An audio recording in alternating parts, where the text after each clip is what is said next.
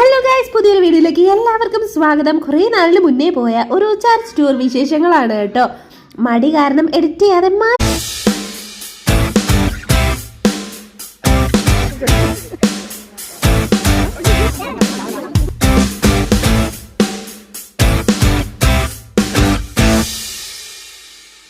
Experience വളരെ നല്ലതായിരുന്നു എന്ന് പറയാൻ പറ്റില്ല.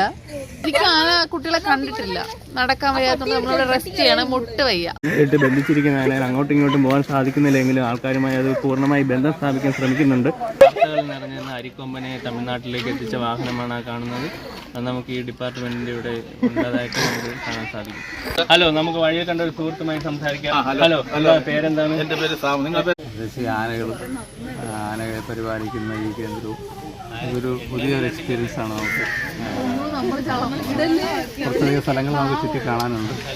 റിഫ്രഷിംഗ് ആണ്. എല്ലാവരും നല്ല കഴിഞ്ഞതിന് ശേഷം ഉണ്ട് ബാത്തിങ് ഉണ്ട്.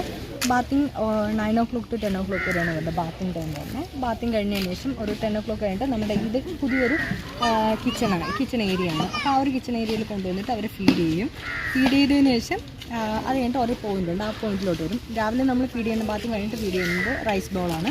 Rice, ragi, green gram, wheat, turmeric powder, salt ഇതൊക്കെ കുക്ക് ചെയ്തതിന് ശേഷം അതിൽ മിനറൽ മിക്സിൻ്റെ പൗഡറും ജാഗറിയും കൂടെ ആഡ് ചെയ്തിട്ട് നമ്മൾ ഫീഡ് ചെയ്യും. അതിനുശേഷം പിന്നെ കൊടുക്കുന്നത് പൗഡർ ഗ്രാസും ട്രീ ഗ്രാസും നമ്മൾ കൊടുക്കുന്നുണ്ട്. പിന്നെ സ്കൂപ്പിൻ ലീവ്സ്, ഈ കാണുന്ന ലീവ്സ് സ്കൂപ്പിൻ ലീവ്സാണ്, ഇത് കൊടുക്കുന്നുണ്ട്. പിന്നെ വൈകിട്ടും സെക്കൻഡ് ബാത്ത് ഉണ്ടാകും. റൈസ് ബോൾ കൊടുക്കുന്നുണ്ടാകും. പിന്നെ ഇതുപോലെ ഗ്രാസ് കൊടുക്കുന്നുണ്ടാകും. പിന്നെ ഇതുവഴി നമ്മൾ പോയിട്ട് ഇപ്പോൾ നേരെ പോയിട്ട് ലെഫ്റ്റ് സൈഡ് പോകുകയാണെന്നുണ്ടെങ്കിൽ നമ്മുടെ ബോട്ടിംഗ് ഏരിയ ആണ്. ബൗൾ ബോട്ടും പെഡൽ ബോട്ടും നമുക്ക് അവൈലബിൾ ആയിട്ടുണ്ട്. ചാർജ് വരുന്നത് ബൗൾ ബോട്ടിൻ്റെ 4 പേർക്ക് 400 രൂപ, പെഡൽ ബോട്ട് 4 പേർക്ക് 400 രൂപ. പിന്നെ 2 പേരുടേതുണ്ട്, അത് 2 പേർക്ക് 100 രൂപയാണ് വരുന്നത്. പക്ഷേ അവിടെ പോയി ആ ബോട്ടിംഗ് ഏരിയൻ്റെ അവിടെ നമുക്ക് ഒരാണയിൽ കൂടി കാണാൻ പറ്റും. അത് കണ്ടു വന്നതിന് ശേഷം ഇതുവഴി നേരെ മുകളിലേക്ക് കയറ്റി നോക്കിയിട്ട് ഏഷ്യയിലെ ഏറ്റവും പ്രായം ചെന്നാണ് സോമൻ എന്നാണ് പേര്. 84 വയസ്സുണ്ട്.